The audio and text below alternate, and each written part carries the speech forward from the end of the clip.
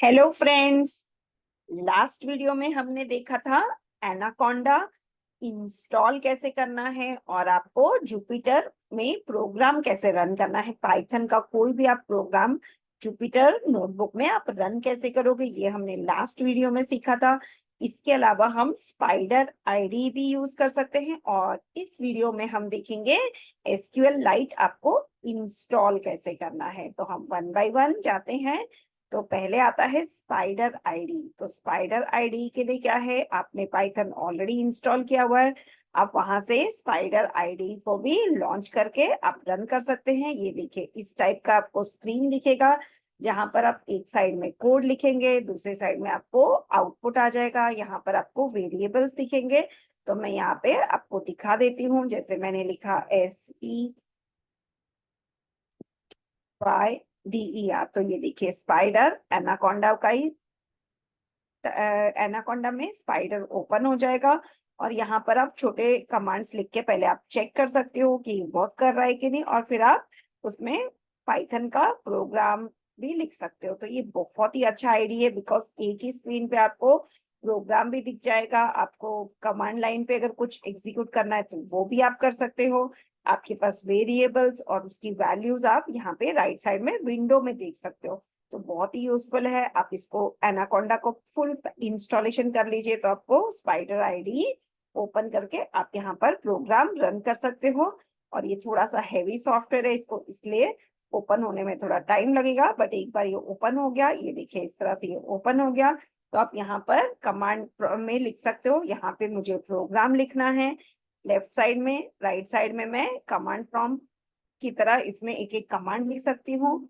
और फिर वेरिएबल के वैल्यूज यहाँ पे डिस्प्ले हो जाएंगे। जैसे अगर मैंने लिखा 8+9, तो ये देखिए मैं एंटर प्रेस करती हूँ, यहाँ पर आउटपुट आ गया।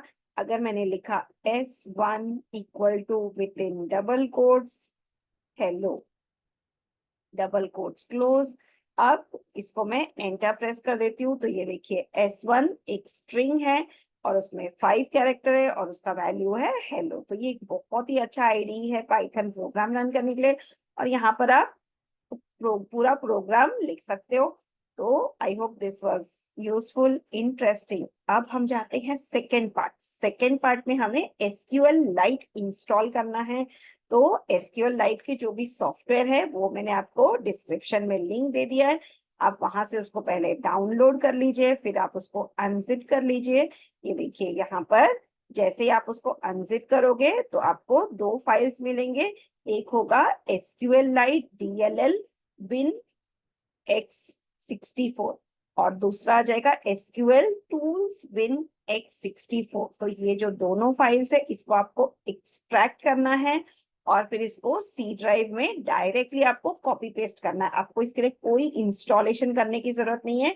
डिस्क्रिप्शन में जो भी लिंक है उसे डाउनलोड कर लीजिए, वो आपको डाउनलोड्स में चला जाएगा। उसके बाद उसको अनजिप करके सी ड्राइव में इस तरह से कॉपी पेस्ट करना है। कॉपी पेस्ट करने के बाद अब एसक्यूएल लाइट आपको कैसे रन करना है वो मैं आपको पीपीटी के थ्रू एक्सप्लेन कर देती हूँ। ये देखिए यहाँ पर आपका एसक्यूएल लाइट, ये मैंने ऑफिशियल वेबसाइट भी यहाँ पे दिया हुआ है, आप यहाँ से भी डाउनलोड कर सकते हो या फिर आप डिस्क्रिप्शन से डायरेक्टली फाइल को डाउनलोड कर लीजिए। अब हम जाते हैं नेक्स्ट स्लाइड की तरफ। तो यहाँ पर क्या है, ये मैंने एसक्यूएल लाइट कॉपी कर लिया। तो आप छोटे छोटे वहां पे कमांड रन करके देख सकते हो। जैसे कि अगर मुझे डेटाबेस रन करना है तो मैं डेटाबेस को वहां पे चेक कर सकती हूँ कि डेटाबेस रन हो रहा है कि नहीं। ये देखिए इसके लिए आपको कमांड लिखना है और एसक्यूएल लाइट को चेक करना है। वैसे ही आप क्या कर सकते हो, एग्जिट लिख के एसक्यूएल लाइट से आप एग्जिट भी कर सकते हो। सो हम यहाँ पे देख लेते हैं कि एसक्यूएल लाइट रन हो रहा है कि नहीं। तो आपको क्या करना है, कमांड प्रॉम्प्ट, ये देखिए CMD लिखती हूँ तो ये मेरा कमांड प्रॉम्प्ट ओपन हो जाएगा। क्योंकि मैंने फाइल सी ड्राइव में कॉपी किया है तो आप क्या कर सकते हैं, डायरेक्टली सी ड्राइव से जो पाथ है वो आप यहाँ पर कॉपी कर सकते हैं।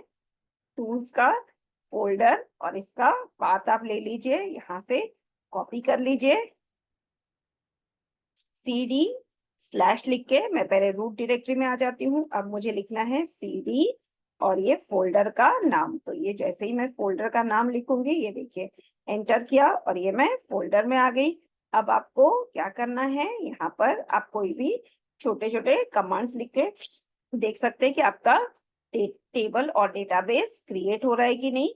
ये देखिए जैसे मैंने यहाँ पे दिखाया है कि आपको लिखना है टाइप SQLite 3 test.db। ये आपको टाइप करना है SQLite 3 test.db।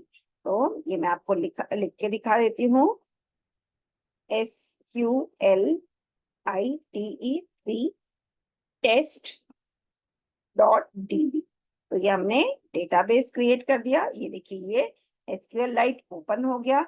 अब इसमें आप कोई भी एक कमांड लिख सकते हैं। जैसे मुझे टेबल क्रिएट करना है तो मैं लिखूंगी CREATE create table STUD student.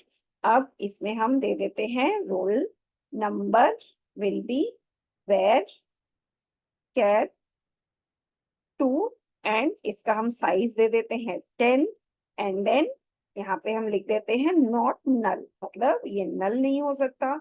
इसके बाद हम लिखेंगे नेम VARCHAR2 ब्रैकेट में नेम हो जाएगा 20 character and then bracket close semicolon. So यहाँ पे देखिए ये टेबल हमारा क्रिएट हो गया। अब मुझे इसके अंदर वैल्यू इंसर्ट करनी है तो मैं लिखूंगी इंसर्ट इनटू स्टूडेंट।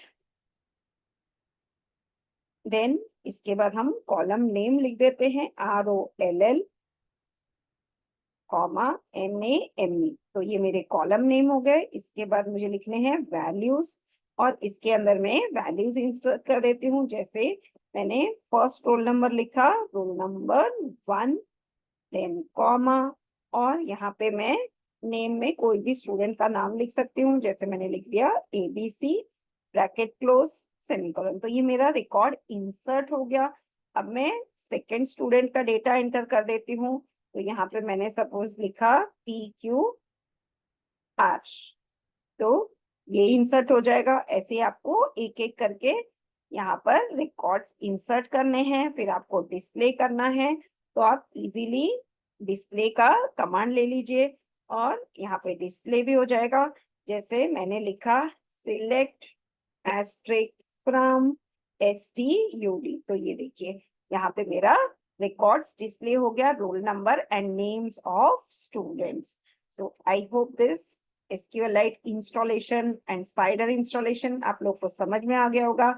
अगर आपको कोई भी डाउट है तो आप कमेंट्स में लिखिए, तो मैं डाउट सॉल्व करूंगी। Thank you.